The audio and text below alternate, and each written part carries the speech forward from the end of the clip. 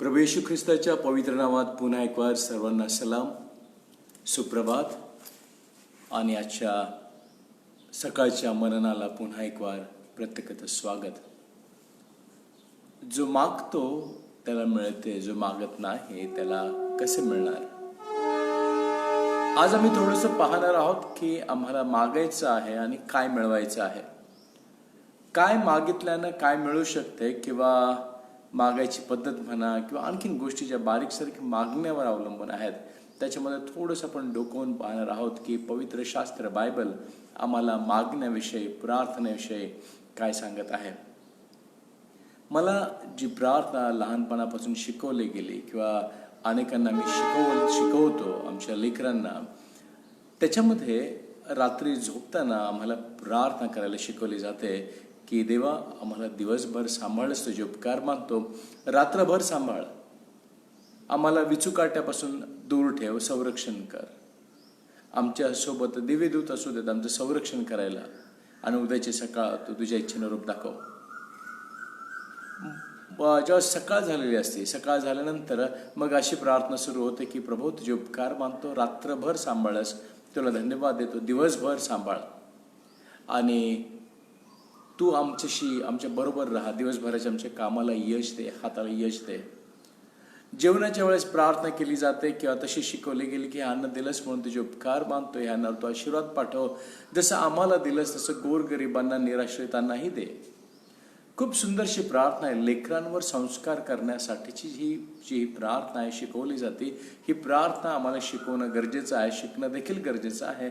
पण ज्या वेळेस आम्ही आध्यात्मिक रीतीनं मॅच्युअर होऊ लागतो, ज्यावेळेस आम्हाला आत्मिक प्रौढता येऊ लागते, त्यावेळेस आम्ही करत असलेल्या प्रार्थनेवर आम्हाला अवलोकन करणं गरजेचं ठरतं. आणि ज्यावेळेस आम्ही प्रार्थनेच्या त्या वाक्यांवर अवलोकन करतो, आमच्या मागण्यांवर अवलोकन करतो, त्यावेळेस आम्हाला कळतं की आम्ही ही करत असलेली प्रार्थना कुठंतरी स्वार्थी प्रार्थना आहे. रात्रभर सांभाळ, तिथे आम्हाला आमचा स्वार्थ पाहिजे.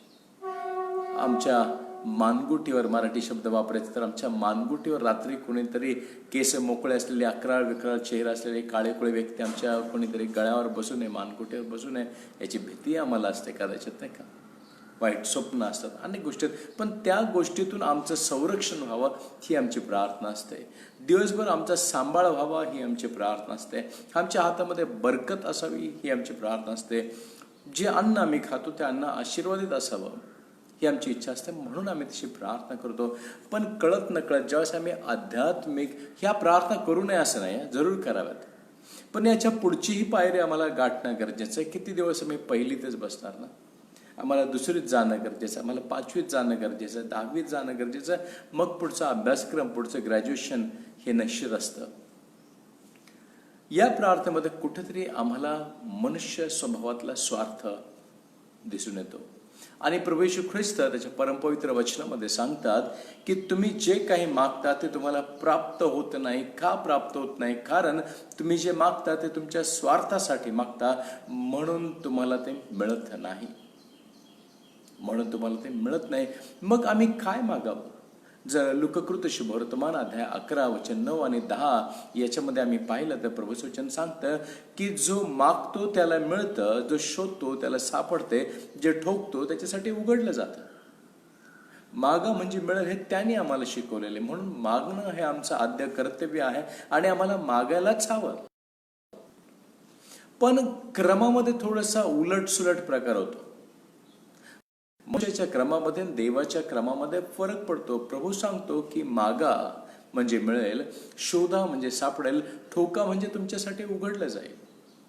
पण जर मनुष्य स्वभावाप्रमाणे जर आम्ही पाहिलं तर, उदाहरणार्थ मी माझ्या गरजेसाठी एका मित्राच्या घरी गेलो, जात असताना पहिल्यांदा मला काय करावं लागतं? ठोकावं लागतं दार. ठोकल्यानंतर तो दार उघडतो, मग मी त्याच्यासाठी आत जातो, बसतो, गप्पा करतो, मी माझी गरज काय ती त्याला सांगतो, त्याचा ठाव घेतो, त्याचा शोध घेतो, तुम्हाला मदत करू शकाल का नाही. आणि नंतर शेवटी मी मागणं करतो की माझ्या मित्रा, बंधू, भाऊ, मला ही गरज आहे, माझी ही गरज तू पुरवशील काय. पण प्रभूचा क्रम याच्या अगदी उलटा आहे.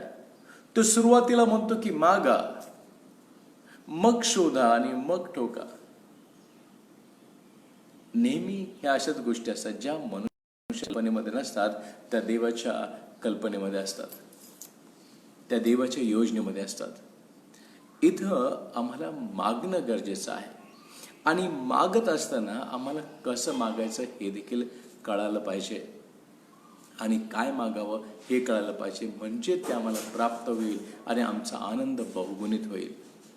आज जाऊया इतिहासाच्या दुसऱ्या पुस्तकामध्ये आणि पहिल्याच अध्यायामधून सुरुवातीची जी 7 वचनं आहेत त्याच्यावर आपण मनन करायचा. सुरुवातीच्या 7 ते 12 वचनावर आपण मनन करूया.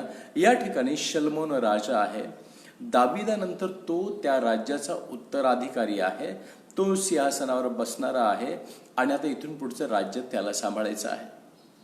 जरूर वाचा घरी तुम्ही दुसरे इतिहास पहिला अध्याय, पूर्ण पहिला अध्याय वाचा, काय हरकत नाही.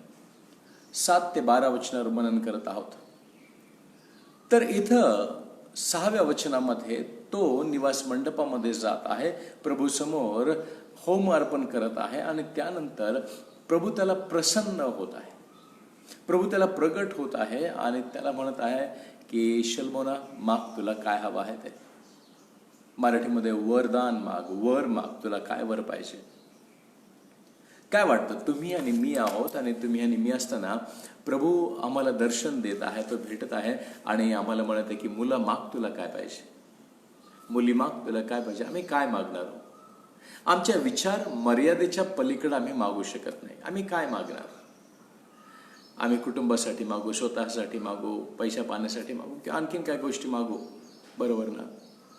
पण इथं ज्यावेळेस दावीद राजाचा हा मुलगा शलोमोन याच्यावर आता राज्य कारभाराची जबाबदारी आलेली आहे, त्यावेळेस ज्यावेळेस प्रभू त्याला प्रसन्न होते, त्याला विचारते तुला काय पाहिजे ते माग, त्यावेळेस तो काय सांगत आहे, तो नम्रतेने म्हणत आहे की हे प्रभू, हे पित्या, की माझा बाप दावीद याच्यावर तू विपुल कृपा पुरवलीस आणि त्याला जे तू शब्द दिलेस की मी तुझे संतान तुझ्या सिंहासनावर बसवेल, ते तू पूर्ण करत आलेस, ते तू पाळलेस, तो विश्वासू देव आहेस, हे तू सिद्ध केलेलं आहेस. आता अद्याप जो तुझा पुढच्या शब्दाने त्याच्याशी केलेला करार आहे तो सिद्ध करण्याचा, पूर्ण करायचा हा काळ आहे.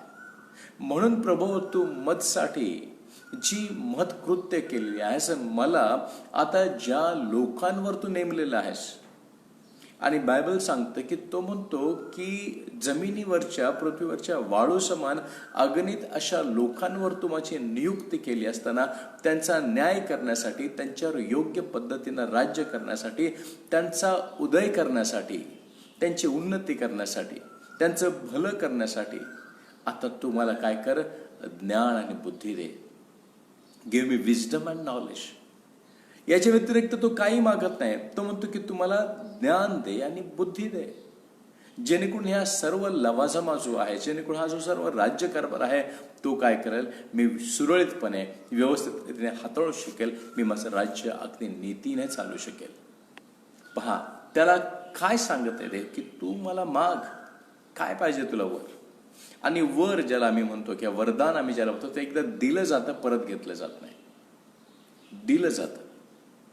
आणि या ठिकाणी प्रभूचं वचन सांगतं की त्याने तर कोणतीही गोष्ट मागितली नाही. म्हणून 11वं वचन जर मी पाहिलं तर त्याच्यामध्ये पिता त्याच्याशी प्रगट होऊन, देव त्याच्याशी प्रगट होऊन हे सांगत आहे की शलोमोना, तू स्वतःसाठी दीर्घायुष्य मागितलं नाहीस, तू स्वतःसाठी समृद्धी मागितली नाहीस, तू स्वतःसाठी धनसंपत्ती मागितली नाहीस, तू तुझ्या राज्याचा विस्तार मागितला नाहीस, तू तुझ्या शत्रूंचा जीव मागितला नाही किंवा तू तुझ्या शत्रूंचा नाश मागितला नाहीस. तर ज्या लोकांवर मी तुझी नियुक्ती केली आहे त्या माझ्या लोकांवर तू कोणत्या पद्धतीनं राज्य करावं, कोणत्या पद्धतीनं त्यांना हाताळावं किंवा त्यांच्यावर राज्य करत असताना कोणत्या गोष्टी सांभाळाव्यात, यासाठी तू माझ्याकडे ज्ञान आणि बुद्धी मागितली आहेस.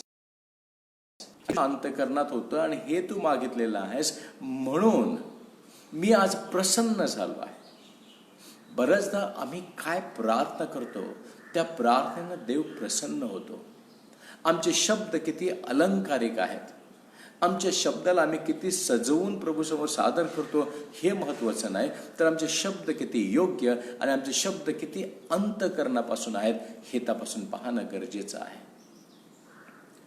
बुद्धी वापरणं गरजेचं आहे. प्रार्थना करताना आत्मा वापरणं गरजेचं आहे. प्रार्थनेच्या वेळेस एकचित्त होणं गरजेचं आहे. प्रार्थनेच्या वेळेस त्यावेळेस कुठं आम्हाला सर्व काही गोष्टी प्राप्त होतात आणि प्रभू आमच्यावर प्रसन्न होतो. आमचं उत्पन्न करता, निर्माण करता आमच्यावर प्रसन्न होतो. त्याच्या या शब्दानं प्रभूचं अंतःकरण जिंकलं गेलं आणि तो म्हणतो की मी त्यामुळे प्रसन्न झालोय, म्हणून मी तुझ्यावर प्रसन्न झालोय, म्हणून तू तुझ्यासाठी राज्य मागितलं नाही, तुझं दीर्घायुष्य मागितलं नाही, तू तुझ्या शत्रूंचा नाश मागितला नाहीस, तू तुझ्या साम्राज्याचा विस्तार मागितलेला नाहीस. हे काहीही न मागता तू मला ज्ञान आणि बुद्धी ही मागितलीस, म्हणून मी तुला काय करतो, ज्ञान आणि बुद्धी देतोच देतो. पहिली बाब तो म्हणतो की मी तुला ज्ञान आणि बुद्धी देतोच देतो, त्याबरोबर मी तुला धनसंपदा देतो. त्याबरोबर मी तुला धनसंपदा देतो. तिसरी बाब ज्ञान, बुद्धी, धनसंपदा आणि समृद्धी. ज्या समृद्धी हा विषय, तो समृद्धी तुमच्या विचारांमध्ये, समृद्धी तुमच्या शरीर यष्टीमध्ये किंवा तुमच्या आरोग्यामध्ये समृद्धी, घरातल्या धनधान्यासाठी समृद्धी, तुमच्याकडे असणाऱ्या लोकांसाठी प्रत्येक गोष्टीमध्ये समृद्धी. तो म्हणतो की मी धनसंपदा देतो, एवढंच नाही तर मी तुला समृद्धी देतो. समृद्धी दिल्यानंतर तो म्हणतो की मी तुला सन्मान देईल, मी तुझा गौरव करेल, सर्वांच्या समोर तू नावाजला जाशील, मी तुझा गौरव करेल. आणि पाचवी शेवटची महत्वाची बाब तो त्याला जे वरदान देतो, तो म्हणतो की तुझ्यासारखा राजा परत कधी होणार नाही, तुझ्यासारखं ज्ञान परत कुणाला मिळणार नाही. What a great promise. किती अद्भुत अभिवचन प्रभूने त्याला दिलं आहे की तू एकमेव, तुझ्यासारखा दुसरं कोणी होणार नाही, आधी झाला नाही, इथून पुढे होणार नाही. किती मोलाचं वरदान आहे, काय ताकद आहे त्या शब्दामध्ये, किती सामर्थ्याने, किती खात्रीनं देवाने दिलेला शब्द आहे, तुझ्यासारखा परत नाही. आणि आम्ही संपूर्ण बायबल चाळतो त्यावेळेस आम्हाला हेच कळतं की शलमोनासारखा परत कोणी झाला नाही. त्याच्यासारखी बुद्धी, त्याच्यासारखं ज्ञान, अगम्य ज्ञान कुणाकडेच नव्हतं. प्रभूनं त्याचा शब्द पाळला.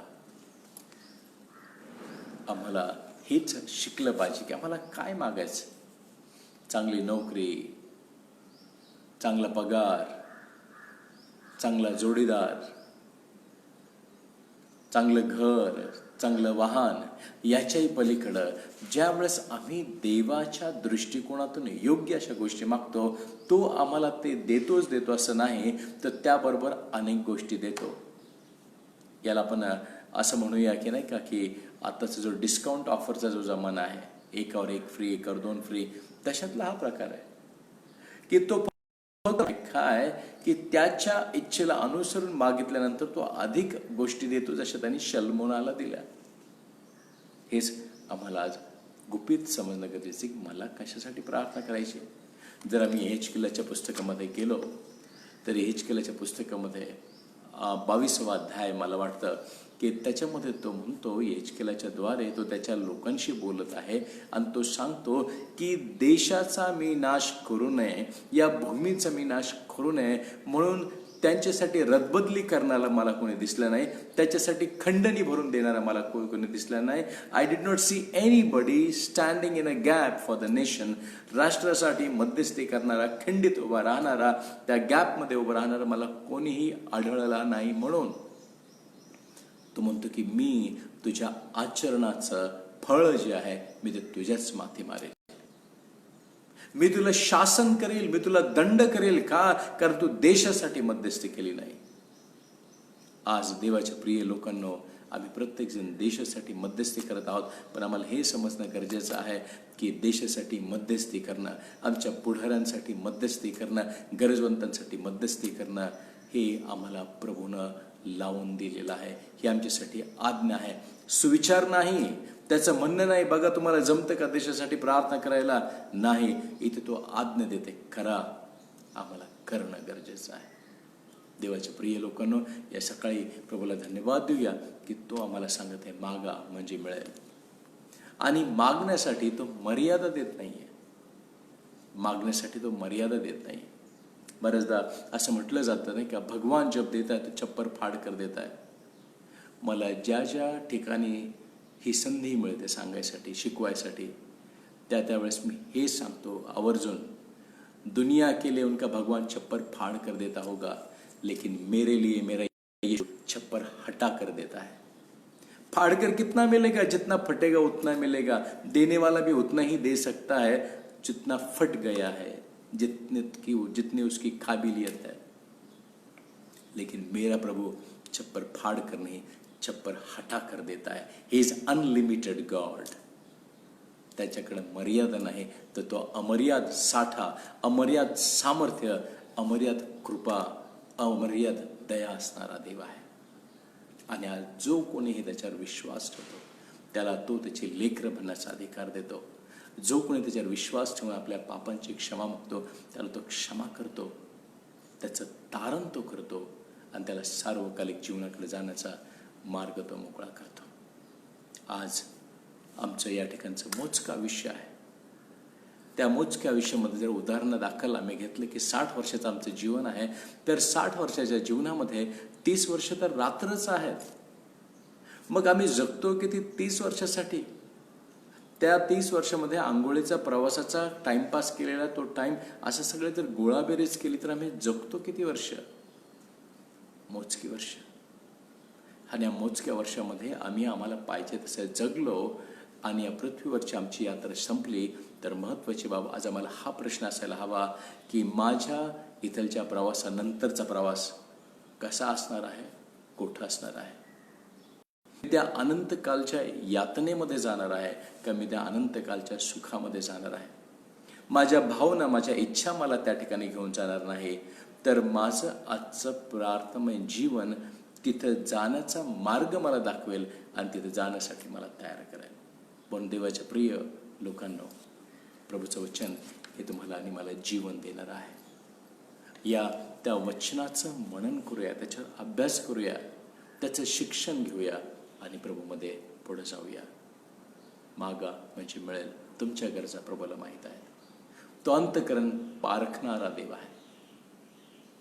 त्याला सर्व काय कळतं। तो सर्वज्ञ आहे, तो सार्वभौमी आहे, तो सर्वत्र आहे, तो सर्वज्ञानी आहे, तो सर्वव्यापी आहे, तो सर्व समर्थ आहे। तो राजांचा राजा प्रभू तुमच्या गरजा जाणतो। आज जर तुम्हाला बरं नाही तो जाणतो। आज तुमची आर्थिक परिस्थिती ढासळलेली आहे तो जाणतो।